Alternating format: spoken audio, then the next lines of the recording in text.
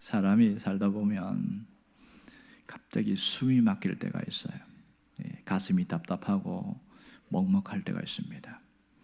어떤 분은 엘리베이터를 못 타요. 왜 못 타는가 그랬더니 엘리베이터만 들어가면 호흡이 가빠지는 거예요. 그리고 막 얼굴이 뻘개지고 왜 그러냐고 몰라요. 막 가슴이 너무 답답해요. 이분은 폐소 공포증이 있는 사람입니다.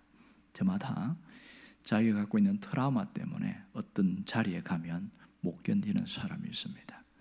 우리가 그런 질병은 아니라 할지라도 살다가 너무 기가 막히는 일들이 보여요. 특별히 앞에 길이 보이지 않을 때, 막막할 때, 그때 그 답답함은 이루 말할 수가 없습니다. 지금부터 3,500년 전 이스라엘 백성들도 이와 똑같은 경험을 했습니다.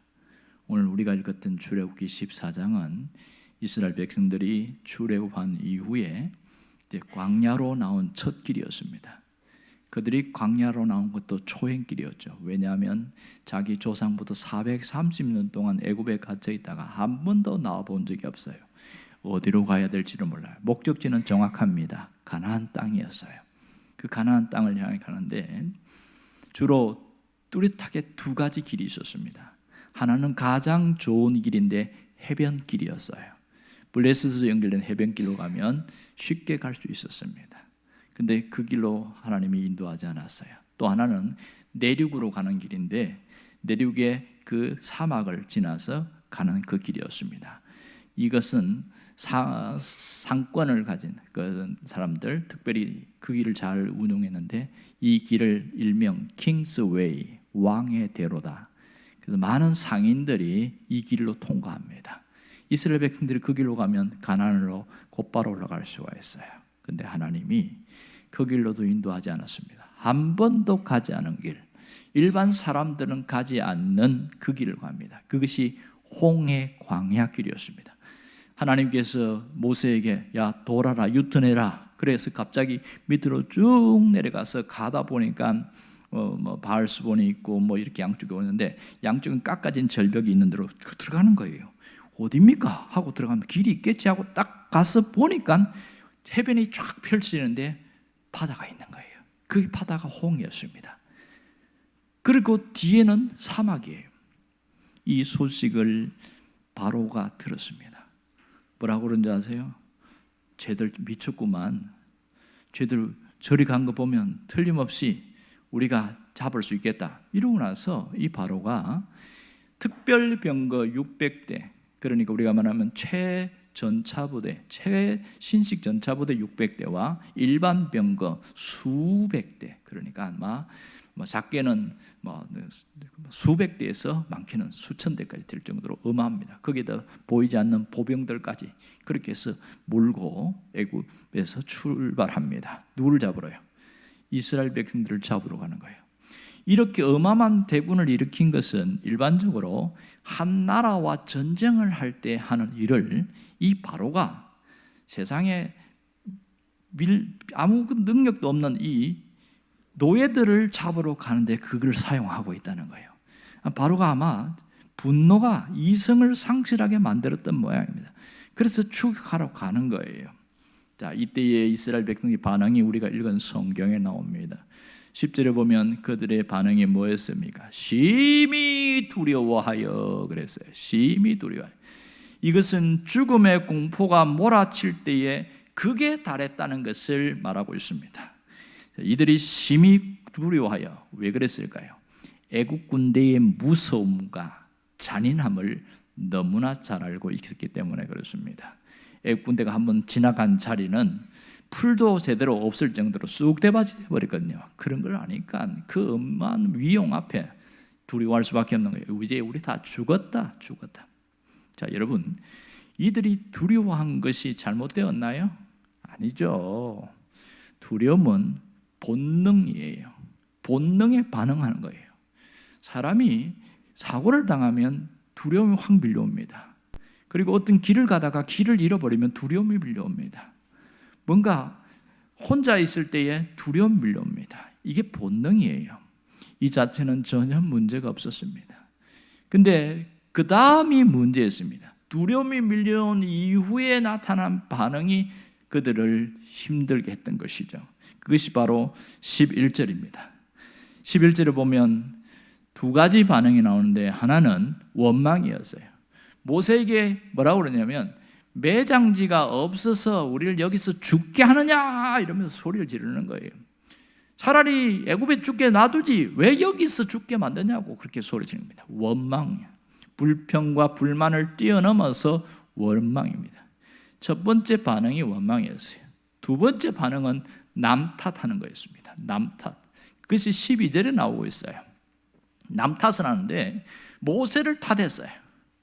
우리는 잘못 없다는 거예요. 모세를 탓하면서 차라리 애굽으로 돌아가는 게 낫겠다. 그래야 우리가 살 것 같다. 그러면서 이렇게 된 것은 모세가 문제가 있고 우리를 이끌어낸 하나님이 문제가 있다. 하나님 탓하는 거예요. 여러분 이 앞에서 보세요. 자신의 생계에 문제가 생기거나 생명의 위협이 느낄 때에 사람들의 반응이 이렇습니다. 자기가 잘못이 없다는 거예요. 남 탓을 하고 있는 것이죠. 이 답답한 현실 속에 하나님은 이 이스라엘 백성들을 보면서 무슨 생각이 들었을까요? 하나님도 답답하지 않았을까? 더 다급한 사람은 모세였습니다. 이 위기는 모세도 같이 느꼈거든요. 어떻게 했을까요? 모세가 어떻게 했을까요? 12절과 13절 사이에 보면 숨은 이야기가 있습니다. 그것은 성경에 기록되지 않은 숨은 이야기인데 그건 뭐냐? 모세가 엎드려 기도했다는 겁니다.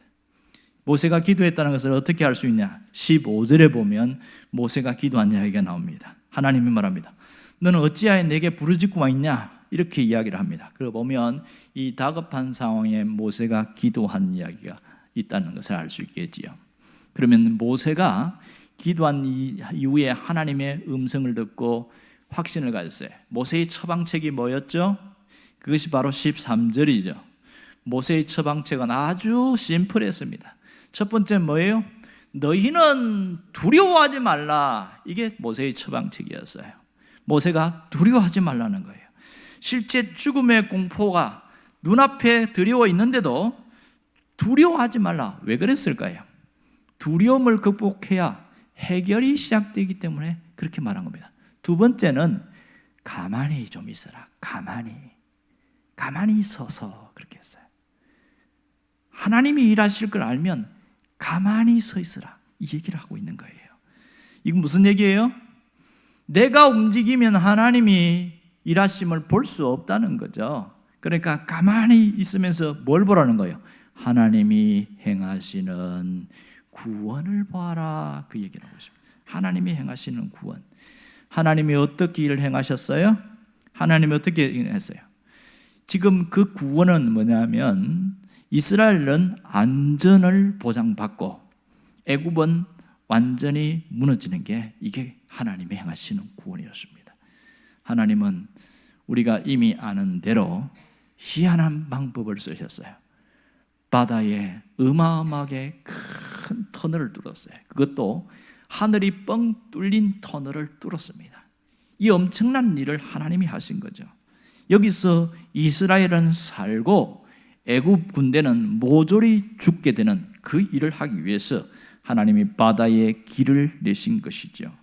16절에 보면 놀라운 일이 있습니다. 자, 보면 지팡이를 손에 들고 바다를 내밀어서 갈라지게 하라 이렇게 이야기합니다. 이때에 하나님께서 그 모세가 든 지팡이를 보시고 하나님이 동풍을 부르셨어요. 동풍을 불어서 확 밀어내서 바다가 갈라지게 만들고 그리고 순식간에 뚫어진 놀라운 역사를 우리는 보고 있습니다. 성경을 읽은 분은 때로는 수십 분 더 이상의 많이 보았을 겁니다. 하지만 여기서 아는 게 중요한 게 아니라 이걸 통해서 내가 얼마나 체험하고 있냐는 거예요. 내 삶에도 이러한 하나님의 역사를 체험하고 있느냐? 이게 대단히 중요한 것이죠. 오늘 우리에게 주는 교훈이 뭐예요? 하나님이 어떤 분인지를 알라는 거예요. 하나님은 애국 군대보다 강하고 바다보다 크신 하나님, 홍해보다 크신 하나님이다. 그 하나님을 깨닫고 내 삶에도 그러한 역사가 일어남을 보라는 거죠. 이걸 깨닫는 사람은 어떻게 해요? 문제 앞에서 두려움에 떨고 있지 않습니다. 그리고 하나님의 능력을 믿고 따라갑니다. 이 점이 중요한 거예요.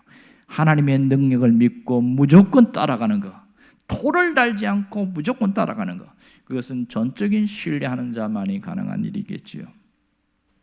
살다 보면 생각지 않은 시련이 올 때 너무 힘들어요. 저도 여러 가지 어려움을 겪으면서 죽고 싶은 생각들이 들 만큼 어려울 때가 있었어요.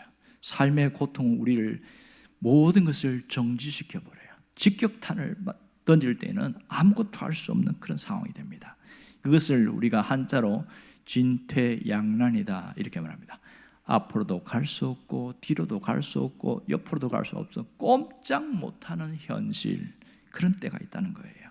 이스라엘 백성들처럼 앞에는 홍해 바다가 있고 뒤에는 애국 군대가 계속 밀어붙이고 우리 어떻게 해야 돼? 죽는 것밖에는 방법이 없는 거예요. 그 답답함을 아십니까? 그 한숨 나오는 현실을 여러분 아십니까? 이때의 문제는 하나님이 안 보인다는 거예요. 그 답답한 현실 속에도 하나님이 보이면요, 일어나요. 일어납니다. 그런데 하나님이 안 보여서 더 주저앉게 되는 것이죠. 교회에 나온 지 얼마 안 된 어떤 성도가 있었습니다. 자기 삶에 굉장히 어려움이 왔을 때에 동료들에게 가서 믿는 사람이 있어서 내가 이런 힘든 일이 있다고 이렇게 했더니 뭐라고 조언을 하냐면, 그러지 말고 하나님을 바라보세요 이렇게 이야기했어요. 하나님을 바라보세요. 근데 이 사람은 그 말이 이해가 안 되는 거예요. 왜요? 하나님이 보여야 바라보지, 하나님이 안 보이는데 어떻게 바라보는 거예요? 그러면 동쪽을 봐야 돼요? 서쪽을 봐야 돼요? 어디를 봐야 돼요? 하나님 어디 있는 거예요? 자기가 이 문제를 해결을 못하는 거예요. 그래서 동료한테 물었어요. 어떻게 하는 게 하나님 바라보는 거예요? 이분도 그건 또 대답을 못 해주네. 서로 이제 멘붕에 빠져버리는 거예요. 어떻게 해야 되는 거지? 야, 이러지 말고 우리가 목사님을 찾아가서 한번 물어보자. 그래서 목사님을 찾아가서, 목사님 제가 이러이러한 어려움을 당하는데 하나님을 바라보라는데 그게 뭐예요? 어떻게 하라는 거예요? 이렇게 물었어요. 그랬더니 뭐라고 했냐면, 하나님을 바라본다는 것은 하나님을 생각하는 겁니다. 명쾌하게 이야기했습니다. 하나님을 생각하고 하나님께 집중하는 것이 하나님을 바라보는 겁니다. 어렵지 않죠? 이렇게 이야기했어요. 아, 그래요? 그럼 내가 해볼게요 이랬어요. 근데 이분이 그럼 하나님 바라보고 나면 그 다음에는 뭐가 있는데요? 이렇게 했어요. 그 다음 이후에 나타나는 효과가 뭐냐고 물었어요. 이분은 상당히 그 분석적인 모양입니다. 그랬더니 이렇게 이야기했어요. 하나님을 바라보면, 다시 말해서 하나님께 집중하기 시작하면 왜곡되게 보였던 현실을 똑바로 볼 수 있게 됩니다. 또한 숨겨진 것들이 드러나고 근심과 두려움과 모든 염려로부터 자유를 얻게 됩니다. 그뿐만 아니라 하나님의 약속을 믿고 가기에 하나님이 일하심을 볼 수 있습니다. 그랬어요. 그랬더니 이분이 무슨 표현을 쓰냐면, 아니 그렇게 좋은데 왜 사람들이 하나님을 안 바라봐요? 이랬어요. 아주 맹랑하죠? 그랬더니 목사님 뭐라고 그러냐면, 그러게 말이에요. 사람들이 마음이 어둡고 교만해져서 알면서도 안 하는 게 문제인 거죠. 자신만 바라보고 환경만 바라보고 한숨만 쉬기만 하지 하나님을 바라볼 줄 모르니까 현실이 안 풀리는 거죠. 우리 선생님은 이 가장 단순하고 소중한 것을 잘 기억하고 하나님을 바라보기를 바래요. 그랬어요. 예, 목사님 이러고 이제 가셨어요. 씩씩하게. 오히려 초신자가 더 믿음이 좋아 보이는 듯한 모습입니다. 많이 들은 사람, 많이 아는 사람은 행동하지 않을 때 그것이 자기 지식이 돼버리고 지식이 자기를 망하게 하는 경우가 종종 있습니다. 여러분, 우리가 하나님을 바라보아야 되는 걸 압니다. 하지만 잘 안 하는 것이 문제인 것이죠. 오늘 하나님이 우리에게 원하는 것이 뭘까요? 길을 내시는 하나님을 바라보라는 것입니다. 길을 내시는 하나님, 우리에게 그 길을 내시는 하나님을 믿고 따라오라는 거예요. 하나님을 믿고 따라가는 게 뭡니까? 어려운 게 아니죠. 내 안에 있는 두려움을 떨쳐버리는 겁니다. 두려워하지 말라는 거예요. 여러분, 두려움이 밀려오는데 왜 두려워하지 말라고 이야기했을까요? 그 말은 두려움에 사로잡혀서 꼼짝도 못하는 그런 현실로 빠지지 말라는 거예요. 두려움에 사로잡히는 것이 문제라는 겁니다. 여러분, 한번 생각해 보세요. 사람이 두려움에 완전히 사로잡히면, 그 공포가 극에 달하면 무기력해진다는 겁니다. 이게 의학적으로 증명된 거예요. 극도의 공포를 겪게 되어지면 힘을 못 쓴대요. 내가 빨리 도망가야 되는데 발이 안 움직인다는 겁니다. 그리고 몸을 숨게 되는데 몸이 안 움직인다는 거예요. 마비 증세, 순간 마비 증세가 온다고 이야기합니다. 맞는 것 같습니다. 두려움은 우리 몸만 마비시키는 게 아니에요. 우리 마음도 마비시켜버립니다. 아무것도 못하게 합니다. 성경에서 두려워하지 말라는 말이 365번 나옵니다. 두려워하지 말라는 말. 이 두려움이 왜 심각한 문제를 일으키는 거래요. 이 두려움은요, 우리에게 뭘 갖다 주냐면 그림을 그리게 만들어요. 무슨 그림 그릴까요? 부정적인 그림을 그리게 만듭니다. 두려움이 밀려오면 좋은 그림을 그리는 게 아니고 한없이 부정적인 그림을 그리는데 한 장만 그리는 게 아니고 두려움이 밀려오는 순간순간마다 그림을 계속 그려나가는데 안 될 것을 그리고 망할 것을 그리고 무너질 것을 그리고 이제는 죽을 것을 그리기 시작하는 거예요.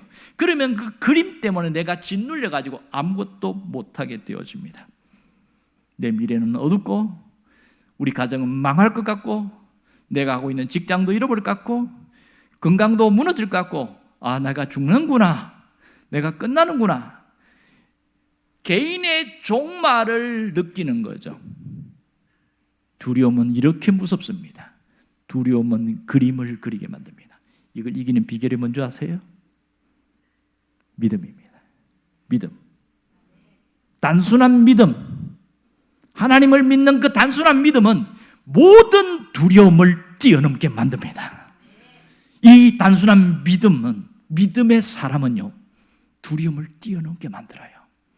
하나님이 두려워하지 말라고 그랬으니까 하나님 내가 두려움을 안 하겠습니다 하라고 선포하는 그 순간부터 두려움이, 그 강한 어둠의 실체가 무너지기 시작하는 거예요. 그리고 하나님을 붙들겠습니다. 여기 믿음이란 말이에요. 그렇게 갔더니 뭐가 달라질까요? 그림이 달라집니다. 어떤 그림을 그릴까요? 부정적인 그림을 한없이 그렸던 그 사람이 긍정적인 그림을 그리기 시작합니다. 그래도 하나님이 계시잖아. 그래도 내가 건강은 있잖아. 그래도 직장 한 자식 있잖아. 자꾸 갖고 있는 것을 보기 시작하면서 그림을 그리기 시작하는 거예요. 무슨 그림이 보일까요? 소망의 그림이 자꾸 그려지는 거예요. 그러니까 마음에 뭐가 생겨요? 확신이 생기는 거죠. 하나님이 함께 하신다니까 내가 이거 이길 수 있지, 내가 해낼 수 있지, 이러면서 사람이 살아나기 시작하는 겁니다. 믿음은 사람을 살립니다. 믿음은 우리의 삶을 회복시킵니다. 믿음은 우리 가정을 살립니다. 모든 사람을 살리는 능력은 바로 믿음에서 나오는 겁니다. 두려움을 떠나보내는 강력한 능력은 믿음에 있습니다. 하나님을 믿고 따른다는 것은 모세가 이야기한 두 번째 뭐예요? 가만히 있으라는 겁니다. 너희는 가만히 있으라. 하나님께서 행하시는 구원을 보라. 가만히 있으라는 거예요. 이 점이 대단히 중요한데, 가만히 있으라는 것은 여기에 깊은 뜻이 있어요. 뭐냐면 입 닥쳐, 이게 가만히 있습니다. 말을 하지 말라는 거예요. 말을. 여러분, 두려우면 말을 하게 되죠? 뭐라고 그래요? 아이고 죽겠네, 아이고 망하네, 아이고 끝났네. 자꾸 말을 한단 말이에요. 가만히 있으란 말이 뭐예요? 입 닥쳐. 입을 다물라는 거죠. 이게 얼마나 강한 능력인지 아세요? 야고보는 뭐라고 그랬냐면 혀는 권세가 있다, 혀는 능력이 있다. 내가 말하면 말할수록 그것이 현실로 이어지게 되어진다. 그래서 혀는 불의 세계다. 이 혀에 대해서 이야기하면서 어마어마한 세계가 있다는 얘기를 한 거예요. 민수기 14장에서 보면 하나님이 네가 말한 대로 내가 다 해줄게. 만일 생각해 보세요. 내가 한순심에서 내가 부정적인 얘기했던 거 하나님이 다 응답했으면 우리 어떻게 될까요? 여기 살아있는 사람 몇 사람이 있을지 몰라요. 하나님은 그대로 안 들어줘서 그게 진심이 아니고 그 자기 속에서 있는 두려움에서 나온 말이기 때문에 하나님이 그대로 안 해서 그렇지, 그 말대로 했다면 우리는 정말 살아남기 힘듭니다. 가만히 있으라는 또 하나는 뭐냐면 함부로 행동하지 말라 합니다. 함부로 행동하지 말라. 사람이 허둥대면 어떻게 돼요? 막 뭘 하려고 해요. 가만히 있으라는 말은 내가 하고 있는 일을 어떻게 하는 거예요? 손을 놔라는 거예요. 손을 놔라는 거예요. 엊그저께 목사님 한 분이 자기가 죽을 뻔한 얘기를 하는 거예요. 왜 그랬어요? 그랬더니 아니 내가 죽는 게 아니고 그 청년 하나가 물에서 막 허우적거리고 이 사람은 수영을 못 하는데 그러니까 확 뛰어들어가고 건지러 간 거예요. 저도요 한번 물에 가고 사람 건지다가 내가 죽을 뻔했어요.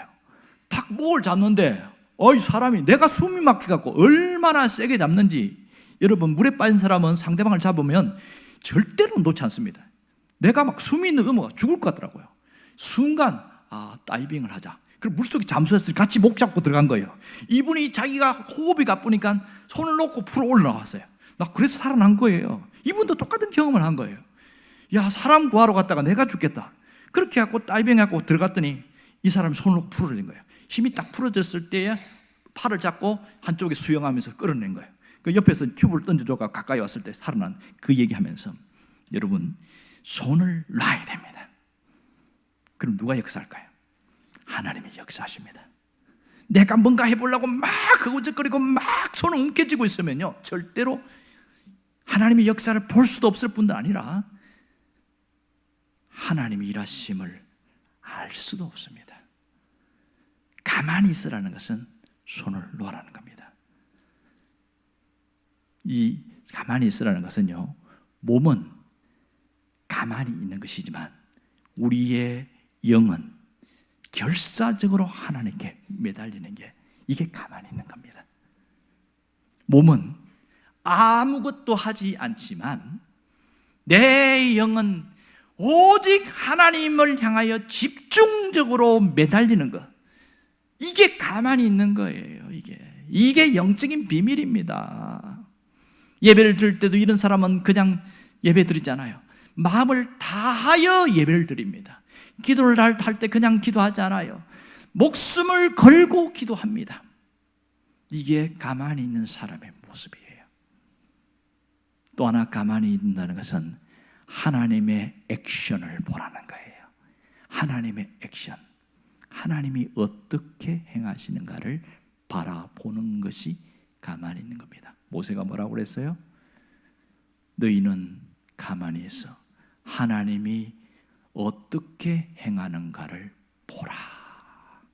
하나님의 구원을 보라. 이렇게 이야기했어요.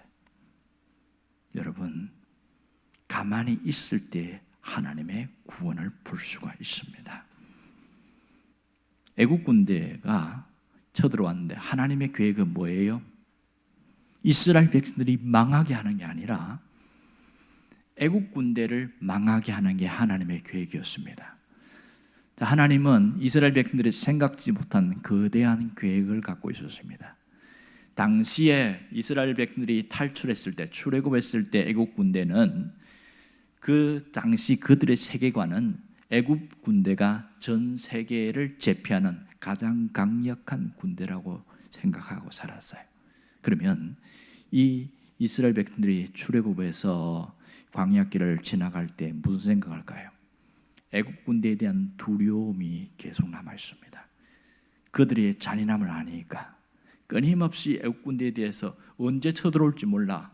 광야 가면서 항상 거기에 대한 그것이 남아 있는 걸 하나님은 미리 아시고 이 문제를 해결해야 되겠다. 그래서 하나님이 가던 길을 유턴시켜서 홍해 앞으로 가게 한 거예요. 이 누가 하시는 작품이에요? 하나님의 작품이죠. 이스라엘 백성들을 죽이려고 한 것이 아니라 애국 군대를 죽이려고 만드신 하나님의 작품입니다. 또한 이 엄청난 사건을 통해서 하나님이 눈에 보이지 않는 그 하나님이 어떻게 일하시는 것을 보기를 원하신 거예요. 하나님의 계획은 이스라엘은 살리고 애굽 군대는 죽이는 것이 목적이었다는 겁니다. 이 위대한 계획을 알 턱이 있나요? 당장 눈앞에 있는 현실만 바라보는 이스라엘 백성들이 그들과 우리가 별반 차이가 없다는 것을 알아야 됩니다. 오늘도 마찬가지입니다. 우리가 해야 될 게 뭐예요? 가만히 있는 거예요. 가만히 있는 거. 하나님 앞에 할 수 없을 때 육적으로는 가만히 있지만 영적으로는 어떻게 한다고요? 하나님께 결사적으로 매달리는 겁니다. 이것이 하나님의 놀라운 역사를 보는 거예요. 어떤 가정에 아주 무탈하게 잘 살아가는 가정에 아이가 12살인데 자꾸 머리가 아프다고 그러고 몸에 힘이 빠지고 그래서 병원에 갔더니 무슨 병인지 병명이 나오지 않습니다. 그래서 큰 병원에 가보라고 그래서 서울에 있는 큰 병원에 가서 머리부터 발끝까지 MRI를 찍기 시작하고 피 검사하고 다양한 검사를 쫙 했더니 딱 나오는데 백혈병이었습니다. 요즘 같으면 금방 찾아내는데 불과 어떤 20-30년 전에는 이 병 찾는데 시간이 좀 걸렸어요. 백혈병인데 이게 여러분 백혈병 아시죠? 머리 다 빡빡 밀고 이게 보통 일이 아니에요. 아이가 또 그런 아이들은 어떻게 예쁘고 잘생겼는지 몰라. 근데 이 아이가 믿음이 있었어요. 여러분 믿음 있으면 안 아픕니까? 믿음 있어도 여전히 아픕니다. 그 주사 맞고 하는데 너무 힘들어 고통스러워요. 이 백혈병에 걸려갖고 아무것도 할 수 없어서 그래서 이제 성경을 갖다 놓고 요 성경을 펼치는데 출애굽기 14장을 읽은 거예요. 이 14장을 읽으면서 자기의 처지가 그 어머니도 그렇게 자기의 처지가 캄캄한 현실이 홍해 바다 앞에 있는 것 같아. 그리고 병에 계속 잠식하면서 자기를 죽이는 것이 애국 군대가 쳐들어오는 것 같아. 죽어가는 그 현실을 보면서 할 수 있는 게 아무것도 없어요. 그래서 오늘 이 말씀은 너희는 가만히 있어 하나님이 너를 행하여 하시는 구원을 보라. 그 말씀을 탁 붙잡기 시작한 거예요. 목사님한테 물어봤어요. 신방 왔을 때 목사님 이 말씀이 뜻이 뭐예요? 가만히 있는 게 뭐예요? 아무것도 안 하고 손 놓으면 됩니까? 그랬더니 정확하게 목사님이 해준 거예요. 가만히 있는 것은 말을 조심해야 된다. 부정적인 말을 하면 안 된다. 그리고 가만히 있는 것은 마음껏 자기 생각대로 행동하면 안 돼. 이렇게 이야기했어요. 그리고 하나님께만 결사적으로 매달리고 하나님을 바라보는 거야. 이 아이에게 믿음이 생겨가지고 그러니까 엄마도 그러고 아이도 그러고 이제 그렇게 붙드는데 똑같이 했어요. 그래서 하나님이 행하시는 구원을 보라. 거기에서 자기가 확신을 가진 거예요. 확신을 가지고 그렇게 하는데 그가 가진 확신은 뭐냐면 하나님이 행하시는 구원은 뭐예요? 하나님이 길을 내시는 거잖아요. 길을 내시는 거. 이 아이가 거기에 확신을 가지고 하나님은 일하신다. 그래서 그 얘기를 하는데 그 목사님이 시켰어요. 자 봐라. 네가 내가 시킨 대로 할 수 있냐? 예, 뭐든지 할게요. 그러면 하나님이 오늘도 일하신다. 하나님이 길을 내신다. 요 두 마디를 하루에 1000번씩 외쳐라 이랬어요. 큰 소리를 안 외쳐도 괜찮아. 그냥 중얼거리면서 하나님은 오늘도 일하신다. 하나님은 길을 내신다. 1000번 네가 소리 내서 얘기하면 돼 이랬어요. 할 수 있겠니? 예, 할 수 있습니다 이랬어요. 얘가 그날부터 아침 눈 뜨면 중얼중얼 하는 거예요. 의사가 왔고 뭐 하면 주사하고 하면 혼자 중얼중얼하고 너 무슨 얘기하고 있냐? 예, 그런 게 있어요. 이러면서 또 중얼중얼하고 화장실에 가면서 뭐 하나님은 오늘도 일하신다. 하나님은 길을 내신다. 하여튼 그렇게 했어요. 10일이 가고 열흘이 가고 한 달이 가는데 아무런 차도가 없었습니다. 여러분 처음에는 굳건한 확신을 가지고 외치는데 시간이 지날 때 변화가 없으면 뭐가 찾아와요? 실망이 찾아와요. 실망. 안 되는구나. 하나님이 안 들어주시는구나. 실망이 찾아옵니다. 근데 이 아이는 단순한 믿음을 갖고 있었어요. 단순한 믿음이 얼마나 위력이 강력한지 아세요? 되든지 안 되든지 무조건 믿는 거예요. 안 돼도 외치고 돼도 외치고 그냥 외친 거예요. 주사 맞아서 가서 외치고 뭐. 그래갖고 뭐 어떤 날은 막 토하고 그러거든요. 그래도 막 그러다가도 막 외치다가 비몽사몽을 쓰러지고 진짜 1000번씩 그렇게 했어요. 3개월 지나고 3개월 열흘이 지나면서 살짝 변하기 시작했어요. 이걸 우리가 뭐라고 하냐면 임계점을 넘었다 이렇게 표현합니다. 임계점을 넘은 거예요. 여러분 기도 응답에도 임계점이 있는 거 아세요? 이걸 모르면 우리는 기도하면 바로 즉각적으로 하나님 응답한다고 착각하고 있는데 절대로 그렇지 않습니다. 모든 만사에는 임계점이 있습니다. 싹이 틀 때는 15도가 넘어가야 됩니다. 물이 끓을 때는 100도씨를 넘어가야 됩니다. 세상의 모든 일에는 임계점이 있어요. 신앙의 세계에도 임계점이 있어요. 기도도 그 기도가 그 어느 정도의 임계점을 넘어야 그때에 하나님의 역사가 나타나는 거예요. 하나님이 안 들어주시는 게 아닙니다. 임계점이 있다는 겁니다. 3개월하고 열흘 딱 지나면서 변화가 일어나는데 갑자기 몸이 가벼워지더래요. 이게 첫 번째 변화였어요. 몸이 가벼워지더래요. 하나도 달라진 게 없어요. 그리고 두 번째, 밥맛이 좋았더라는 거예요. 밥맛 보면 막 싫고 막 너무너무 진절이 났는데 입이 당기기 시작하는 거예요. 그러더니 얼굴이 혈색이 또 달라. 세 번째, 혈색이 달라집니다.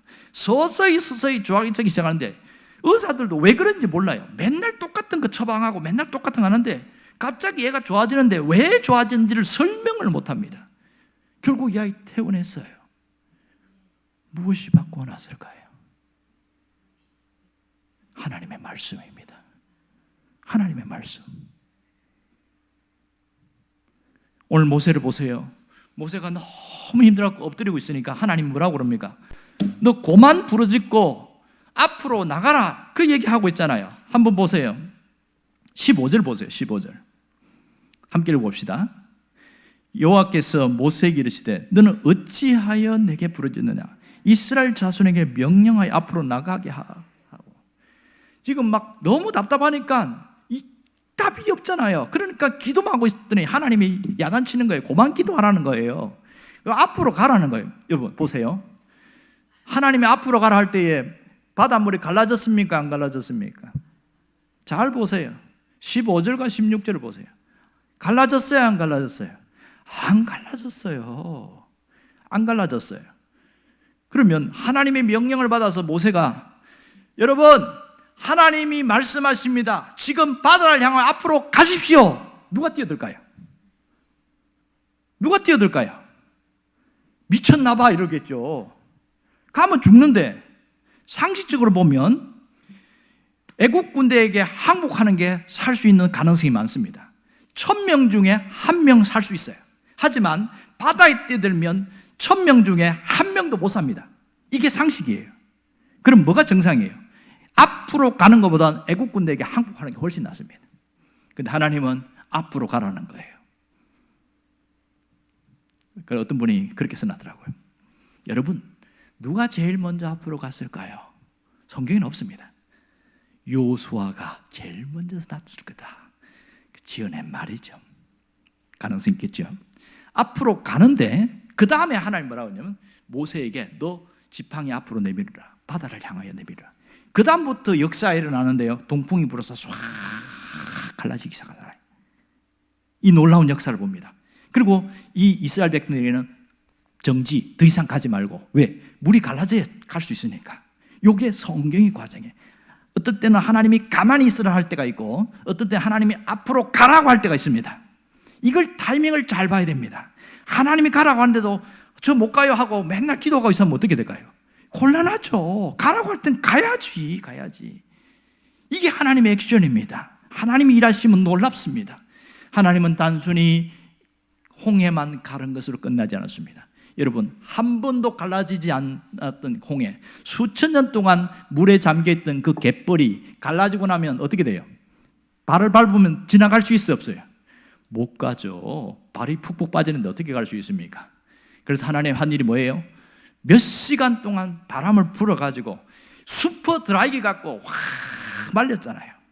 안 보이십니까? 하나님의 드라이기. 동풍이 불어가지고 밤새도록 싹 말려놓고 야 이제 가봐 출발해.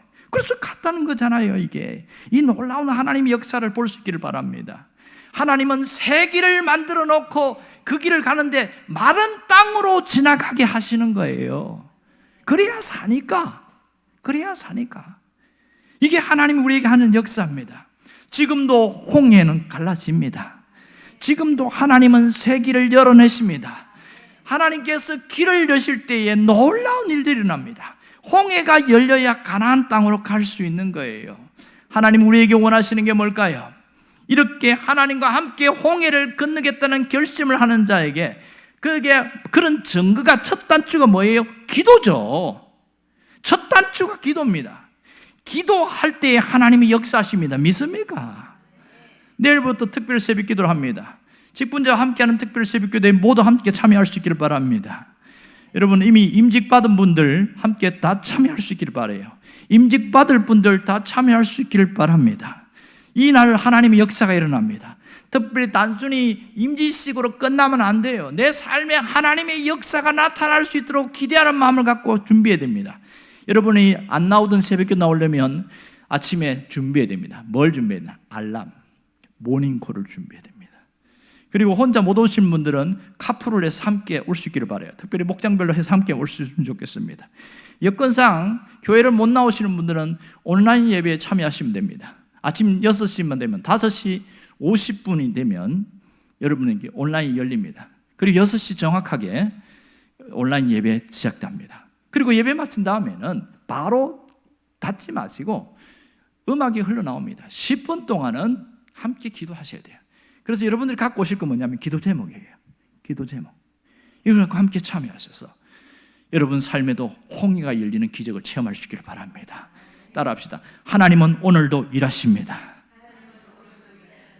하나님은 길을 여십니다. 여러분이 답답하고 앞길이 보이지 않을 때에 이 아이처럼 백혈병 걸린 이 아이처럼 한번 외쳐보시기 바랍니다. 하나님은 오늘도 일하십니다. 하나님은 길을 여십니다. 여러분들에게 놀라운 역사가 일어날 줄 믿습니다. 기도하겠습니다.